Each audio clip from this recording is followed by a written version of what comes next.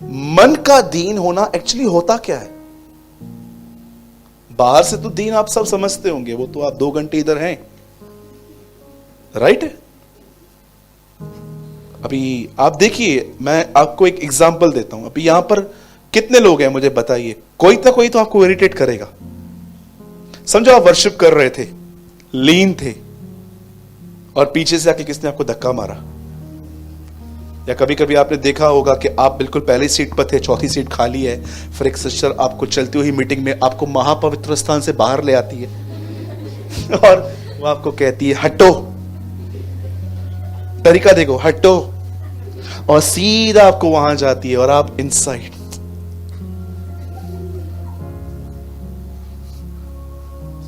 मैं आपको बताना चाहता हूं, कई बार आपको कलीसिया में कुछ लोगों से चिढ़ जरूर लगी होगी, लेकिन आपने दफना दिया। क्यों दफना दिया आपने? क्योंकि आपको पता है ये पब्लिक प्लेस है, यहां पर मुझे नाम नहीं खराब करना है। मैं आपको सच कहता हूं, बाहर की दीनता को एक्सप्लेन करने की नीड भी नहीं है मुझे, सब बहुत अच्छे से जानते हैं, है ना? कई बार देखिए, कुछ भाइयों को आप देखो, अगर उनका मन करे ना, तो अगर आगे वाली कुर्सी खाली हो ना, पैर रख के बैठ जाएं, लेकिन वो नहीं बैठेंगे। क्यों? यहां पर दीन होना सब जानते हैं, सब, लेकिन मन का दीन, बोलिए मन में दीन। ये मन में दीन होना क्या होता है? जानते हैं क्या होता है? चलिए मैं आपको एक्सप्लेन करता हूं। पुराने नियम में बाइबल ऐसा बताती है, इब्राहिम की एक बीवी थी जिसका नाम था सारा। बहुत खूबसूरत थी वो, 80 इयर्स में भी ब्यूटीफुल लगती थी। आपको पता है, 80 साल की उम्र में भी जब वो शाम को वॉक पे गई थी, तब अबीमेलेक को न्यूज पहुंची, ब्रदर टाउन में एक लड़की आई हुई है। अबीमेलेक ने बोला ठीक है, ले आओ, वो मेरी है। आप बिलीव कर सकते हो, वो इतनी सुंदर थी, 80 इयर्स की लेडी, 80 साल की औरत। आप बिलीव कर सकते हो? कोई चूना वूना नहीं लगाया था उसने, कोई लैक्मे चूना वगैरह कुछ भी नहीं, नेचुरल ब्यूटी, ट्रस्ट मी। कोई काजल वगैरह कुछ नहीं लगाया था उसने। 80 साल की औरत इतनी खूबसूरत थी उन दिनों में। और जानते हो, अबीमेलेक ने उसको लिया, और बाइबल ऐसा बताती है, बाद में अबीमेलेक को खुदावन ने कहा कि वो प्रॉफिट की बीवी है, उसको टच मत करना, और अबीमेलेक ने उसको वापस कर दी। और आपने पढ़ा होगा, अबीमेलेक ने बहुत सारे गिफ्ट्स भी दी इब्राहिम को, दास दासियां। अब उन दासियों में एक दासी का नाम था हैगर, हाजिरा। अब हुआ क्या आप जानते हो? कहां ना कहां हाजिरा और सारा की आपस में फ्रेंडशिप हो गई, इनकी दोस्ती हो गई। और एक दिन इब्राहिम को सारा, देखिए एडवाइस देखिए इस बहन की, परमेश्वर आप भाइयों को ऐसी बीवियों से बचाए। उसको क्या एडवाइस देती है? वो कहती है एक काम कर, मेरी इस मेड के पास जा और यहां से बच्चा पैदा कर, अदरवाइज ये जो एलियाजर है ना, हमारे घर का एक नौकर, ये प्रॉपर्टी ले जाएगा। और इब्राहिम ने उसकी बात मान ली। आप जानते हो, जिस दिन से हाजिरा को यह पता चला कि वो प्रेग्नेंट है, आप में से कितने लोगों ने आराम से पढ़ा है, तब से हाजिरा का बिहेवियर चेंज हो गया। आप पढ़ सकते हो, this is written in the Bible, ये सब बाइबल में लिखा गया है। जिस दिन उसे पता चला कि अब मेरे वोम में बच्चा है, द बाइबल से अचानक उसकी दृष्टि सारा के लिए अलग हो गई। अब वो उसे एक अलग नजर से, माइंड प्रॉब्लम आ गया। 6 महीना पहले आपको ये व्यक्ति पसंद था, अब 6 महीने हो गए हैं, आपको ये व्यक्ति पसंद नहीं है। माइंड गेम, मन में प्रॉब्लम आ गई आपके। ये सारी माइंड गेम्स होती हैं। डेविल अच्छे से जानता है किसको किससे दूर रखना है, क्योंकि उसको पता है अगर 2 जलते हुए लोग मिले ना, तो ये मेरी बैंड बजाएंगे। इसलिए कभी कभी आप देखिए, जिन लोगों से आपको ब्लेसिंग मिल रही है ना, वो आपको उसी से दूर कर देगा।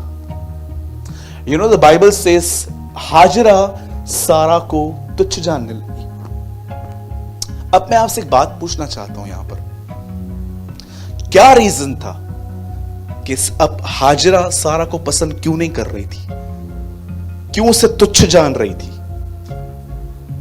बताइए। This is my question. जब हाजिरा को अंदर बच्चा आया, द बाइबल सेज उसके बाद वो सारा को तुच्छ जानने लगी। क्यों? क्या रीजन था? मेरे भाइयों, मेरी बहनों, जब आपके सामने वाले के पास वो नहीं है जो आपके पास है, उस टाइम पे बहुत टेम्पटेशंस आते हैं दूसरों को तुच्छ जानने के। आप जानते हो एक सच्चा दीन व्यक्ति क्या होता है? जब भी वो कुछ पा लेगा और वो ऐसे लोगों से मिलेगा जिनके पास वो चीज नहीं है, वो उनके साथ नम्रता से बिहेव करेगा। इन्हें कहते हैं मन का धीन, कि वो चीज को पाकर भी वैसे हैं। अब देखिए कई बार क्या होता है, मैं आपको ये चीज बता सकता हूं, आपके साथ बैठे बैठे ये चीजें हो सकती हैं। चलिए मैं आपसे एक बात पूछता हूं, अगर आप एक जॉब करते हैं, अगर आप एक नौकरी में हैं और एक नई नई लड़की वहां पर आती है और बॉस आपको बोलता है इसको ट्रेन कर, और आप एकदम सुपीरियर, आपको इतना अच्छा नॉलेज है, लैपटॉप ऑन करके कैसे पासवर्ड्स लगाने हैं, कैसे डाटा निकालना है वगैरह वगैरह, और जैसे वो आपके बाजू में आके बैठती है, कई सारे लोग इनके कामों पे हंसते हैं। जब वो काम करेगी, नहीं आएगा, बॉस बोलेगा 15 दिन हो गए क्या सीखी है, और आप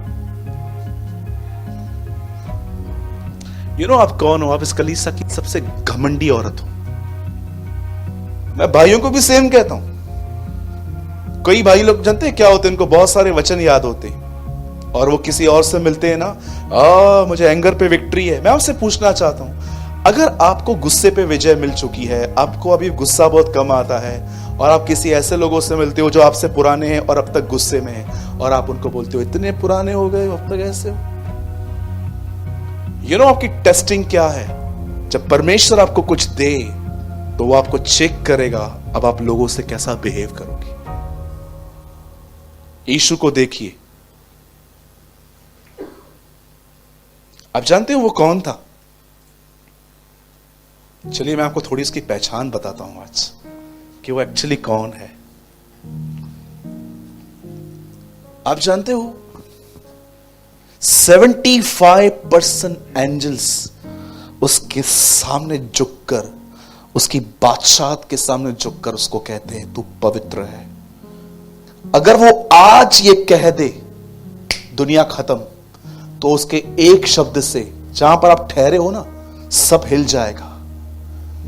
आप जानते हो बाइबल क्या बताती है? सारे अधिकार उसके पास हैं, और मैं आपको बताना चाहता हूं, वो खुदा से ऊपर भी नहीं है, वो खुदा से नीचे भी नहीं है, वो इक्वल है।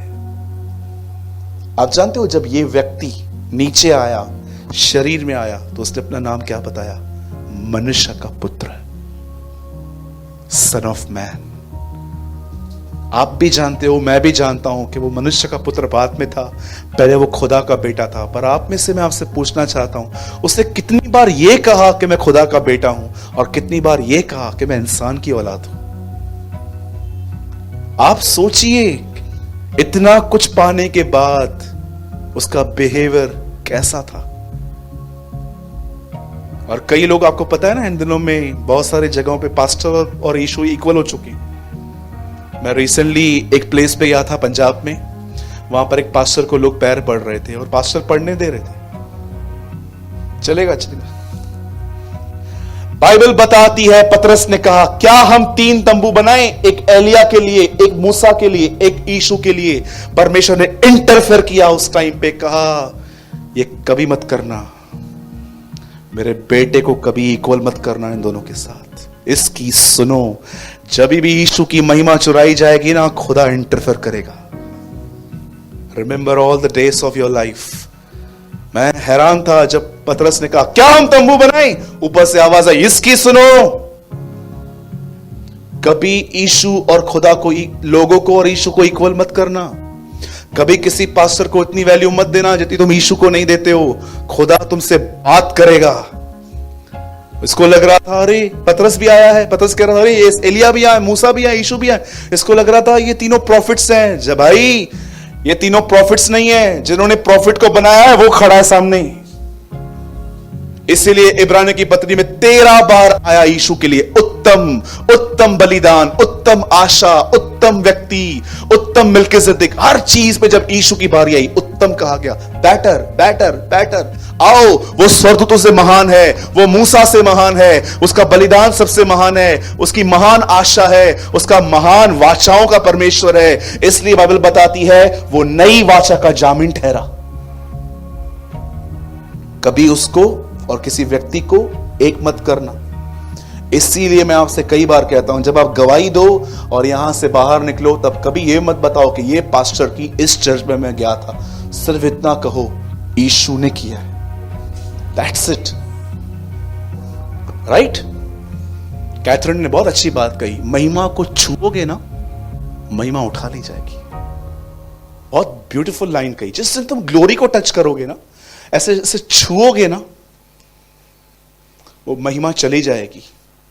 यही कारण था बादल उनके बीच में ठहरता ही नहीं था, और वो लोग 3-3, 4-4 साल जंगलों में बैठे रहते थे। अरे मूसा हमको आगे लेके चल, मेरे को ही नहीं पता है बादल बताता है मुझे भी। ठीक है, धीन बनिए, अपने आप को जीरो रखिए, दूसरों को खुद से बेहतर समझिए। मैं आपको झूठी नम्रता नहीं कह रहा हूं, खुदा मेरा गवाह है। मैं पूरे दिल से बिलीव करता हूं इस चीज पर कि मेरे कलीसिया में सब नहीं, कुछ ऐसे भाई बहन भी हैं जो मुझसे अच्छी जिंदगी जीते। Trust me. ब्रदर आप तो पास्टर हो, आप तो बोलोगे। नो, मैं आपको सच कहता हूं, मैं मजाक नहीं कर रहा हूं। मैंने उनकी लाइफ को ऑब्जर्व किया है। हमारी चर्च में ऐसे बहुत सारे लोग मैंने देखे जो मुझसे अच्छी जिंदगी जीते। कई बार मैं भी उनको देख के कहता हूं, खुदा आपने मुझे ऊपर खड़ा किया है, तो मुझे तो इनसे बेटर देना यार। और मैं जानता हूं खुदा मुझे देगा। कंपटीशन नहीं करेंगे हम, आप आगे आप पीछे, यस, लेकिन हमें परमेश्वर से मांगना है। ओके? हाजरा तुच्छ जानने लगी क्योंकि अब उसके पास कुछ है। जब आपकी सैलरी बढ़े, जब आप खुदा आपको ब्लेस करे, जब आप अपने बॉस के बहुत ज्यादा करीब आ जाओ, कुछ भी मिले, अपने आप को उस टाइम पे संभालो, अपने बिहेवियर को और नीचे ले जाओ, और लोली प्लेस पे ले जाओ। याद रखना, जब बारिश पड़ती है तो ऊपर के पहाड़ कुछ ही समय गीले होते हैं, लेकिन निचली जगहें हमेशा गीली होती है। जब आप नीचे रहोगे ना, अरे मैं आपको कहना चाहता हूं, खुदा हमेशा आपको गीला, हमेशा आपको आत्मा से भरा हुआ रखेगा। आमीन। आइए अपने हाथ को उठाइए और कहिए, प्रभु जब मेरे पास कुछ हो तो भी मैं यही समझूं मेरे पास कुछ नहीं है। Now you understand. इसलिए यीशु ने कहा, धनवान का स्वर्ग के राज्य में आना कठिन है। भाई क्यों? क्योंकि वो अपनी दीनता खो चुका है ना? कितने लोगों ने अपने लाइफ में रिच लोगों से मुलाकात की है? मैं रिच लोगों के खिलाफ नहीं हुआ, मेरे से बहुत सारे दोस्त हैं रिच हैं, प्रभु में ऐसे बहुत सारे लोग रिच हैं। कुछ लोग बोलते हैं रिच लोग हेल में जाएंगे, ऐसा नहीं होता। चलो बताओ, यीशु को जिस आदमी ने क्रूज से उतारा उसका नाम क्या था? अर्थमियास का यूसुफ। चलो बताओ उसके लिए क्या लिखा है? The Bible says he was rich, वो अमीर था। क्या कहती है बाइबल? मरते समय उसकी कब्र धनवानों के संग नहीं गई। वो भी रिच था। कभी ये मत सोचना कि रिच लोग वहां नहीं जाएंगे, घमंड की वजह से जा सकते हैं, लेकिन खुदा रिच। अब आप बताइए, जो धनवान था वो नरक में गया, लाजर स्वर्ग में गया। धनवान का क्या पाप था?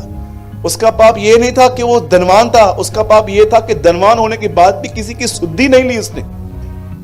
ठीक है, पैसा प्रॉब्लम नहीं है, पैसे के साथ अटैचमेंट, पैसे के साथ भरोसा, पैसों पे घमंड बुरी बात है। राइट? कितने लोग समझ पा रहे हैं? आजकल देखा होगा ना आपने, कार से लोग नीचे कैसे उतरते हैं। सबकी बात नहीं कर रहा हूं, लेकिन कुछ लोग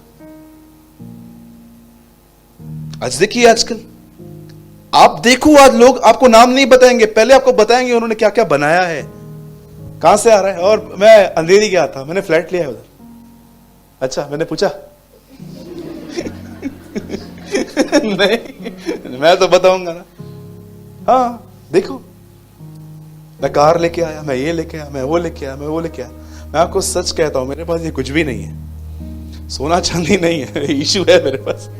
आई हैव जीसस। बोलो मेरे पीछे, सोना चांदी ना हो तो भी चलेगा, यीशु होना चाहिए। हाँ, राइट।